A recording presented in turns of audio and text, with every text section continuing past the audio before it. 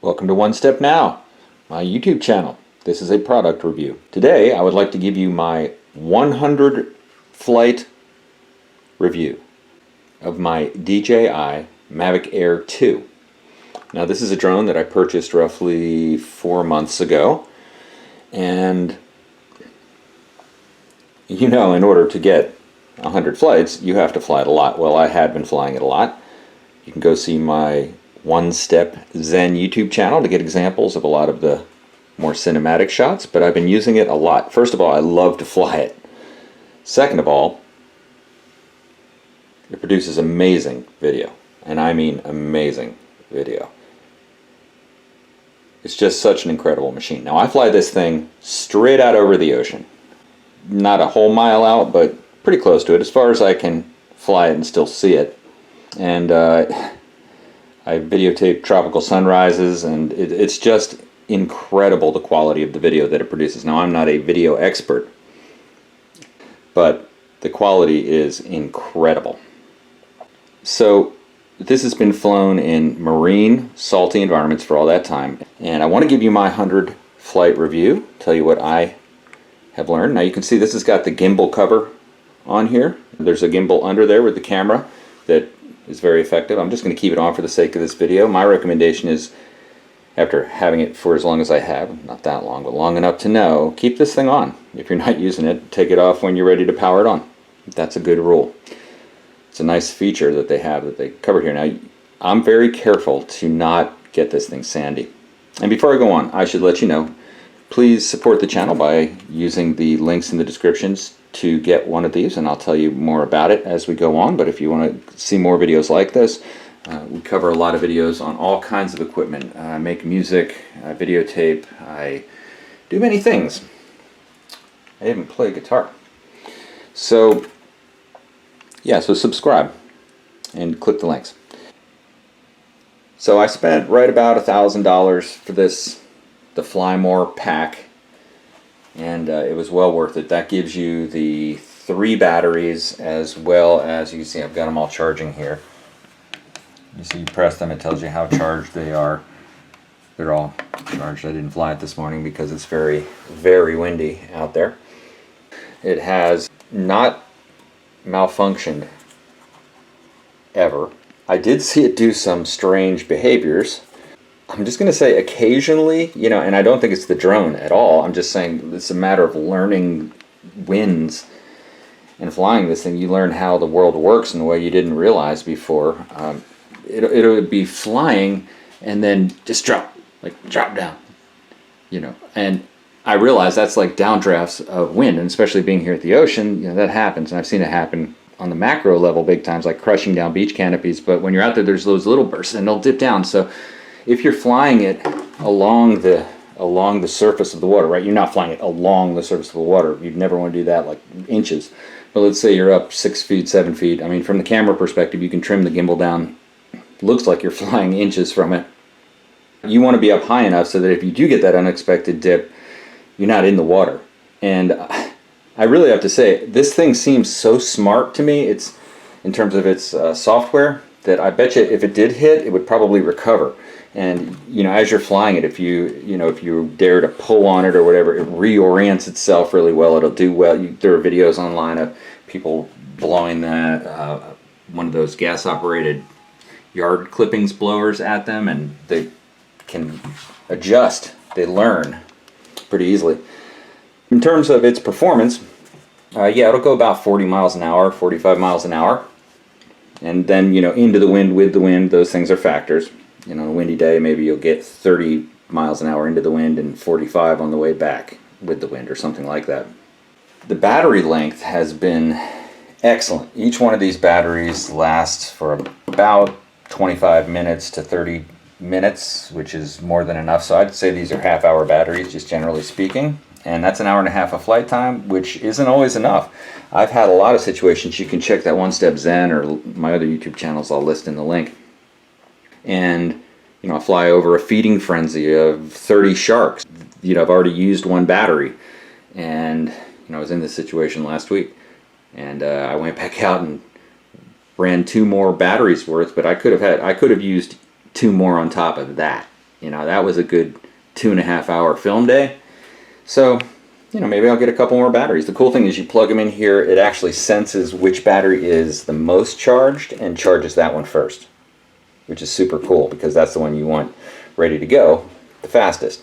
That's how you get a battery charged the fastest. I think most of the DJI charger hubs like this do that kind of thing, but they probably vary. I had the Mavic Air, the Mavic Mini, which was also an incredible drone. I've got another video on that. You should go watch it. Here the controller is also excellent. Now, a few things I'll mention about the controller. It takes a little getting used to, and one of the things I did was I bought a couple of indoor drones. I'll put links down. A couple training drones, a little Protensic green drone that I got for about 25 bucks, and then I actually ended up loving it so much that I went and bought another one, which was a HS-170. Holy Stone HS-170. That thing just flies. It'll probably go 25 miles an hour. A little toy thing you get for 25 bucks, but you can learn how to fly the DJI larger drones by flying the small drones inside the house, get some extra propellers, fly them around, learn the ins and outs of flying a drone. You know, because it's a skill you have to get good at and learn the safety aspects of it. And starting like I did with a Mavic Air 2 drone is highly atypical, but is how a lot of people end up starting. But I would just take it gradually. I've taken baby steps over these 100 flights, and I feel much more comfortable. There's a feeling when you first get a drone like this, which is the feeling of nervousness, of the consequence of it, running it into somebody, breaking a rule, crashing it into the ocean. You know, and I'm right away flying it out over every body of water that I can think of. And so that evokes a certain feeling, but you know, you generally get confidence. I had some interesting moments. I had down by a fishing pier here in the Indian River Lagoon, we had my son Jack said, "Hey, those birds are all around your drone." And I looked up and there were about 20 birds circling around and like hovering and getting aggressive with the drone. So I brought it down and away from them, and they were cool, but I was clearly in their zone and they were about to get busy with it. So there's things like that happen. We have actually large eagles around here, bald eagles and hawks and things, so that's always a concern too, is to get attacked by one of those things. I don't think it's unlikely, actually, when I see how birds react to this. Birds have very different reactions to it, but you come into the realization as you fly these that bird's not going to get out of the way. If you're flying that 40 miles an hour diagonally on a dime, there's no way that bird's getting out of the way, and so you probably could hit a bird. Which you don't want to do. So you have to be kind of careful about that. I believe it could withstand a bird bump. Probably no problem, actually. That's how confident I am in this after 100 flights. Really, I'm just exude confidence in it. Now, one thing to know, that this is within the range that you have to go register it with the FAA. Don't sweat it, just do it. You put your number down on there. You have to have the markings on the side and register it. And then they send you updates. I just recently got an update, and it was about Hurricane Matthew and saying don't fly your drones around the disaster sites. Well, you know, apparently people had probably, which is why they sent the email out. But yeah, there are some basic rules that the FAA puts out that you comply with, of course. And, you know, none of them are unreasonable, really. They are things like don't fly around a disaster area. You know, of course, but you know, that's tempting if you have a drone. Like, you know, if your neighborhood got flattened by a hurricane and you came back in and you had a drone, first thing you'd want to do is just to fly around and document the destruction, really, just to behold it. But you can't, you know, so that's a rule. And then there are things like, you know, don't fly it over, you know, private property, don't fly it over people. Don't fly it out of where you can see it. So this idea of like, I'm going to go, you know, this thing will go, they say 10 miles. I believe it will. But you're supposed to keep it in flight, visual flight recognition. So you have to keep it so you see it the whole time. And so that's an important thing to know. So the rules are all just basic common sense, right? But then I've seen guys who fly it longer, you know, fly it farther than where they can see it, but they post up people in the flight path that take, you know, that there's an overlap of when they see it and the other guy sees it, and they can then take over recognition of it, and they communicate by like walkie-talkies, short-range radios, things like that. to keep it and keep it under control, basically. And then they can go for 5-mile flights, they can go for long distance flights. That's something that's on my bucket list, which I'm going to do with this one, but I didn't want to do it until I was real comfortable and had the technology all set up. So I'll show you how the battery goes into this thing. It is so easy. That's it. And then to turn it on, you just press and hold this. You can see it engages. Oh, look at that. Hungry. I'm sorry, I didn't take you out in the ocean today. Oh, the sweet sound. Yep. And that's it.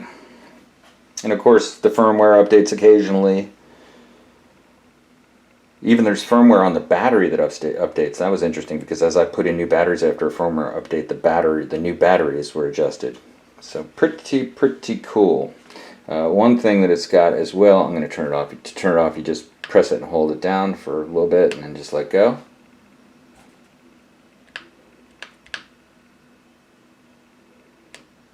There you go. Blinks, single light, and turns off. But it's one cool thing is it's got this, of course, it's got collision detection sensors on the bottom, I believe, yeah, on the bottom, the back, and the front, right? So, you know, obviously you can collide with something going side to side, you could collide with something going straight up into it, which is the bird scenario. But it's got also a light on the bottom here, which is actually really bright, so that's super cool. As it's taking off at night, it senses that it's night, and when it goes up, it just automatically illuminates the landing pad. Now, one other thing, since you stayed to the end of the video, I appreciate it greatly. I would like to say that I built my own landing pad, and you don't really need a landing pad per se if you're going to just be taking off from places that aren't, say, covered in sand like the beach. But I'm taking off on the beach, so I don't want to get the sand up in there, so I built a little wooden platform, which is in another video on OneStepNow. Check it out, it's in the link in the description. But for about $15, $20, I built a little wooden thing, but not heavy. I mean, it's real thin, light wood. I mean, it probably doesn't even weigh half a pound.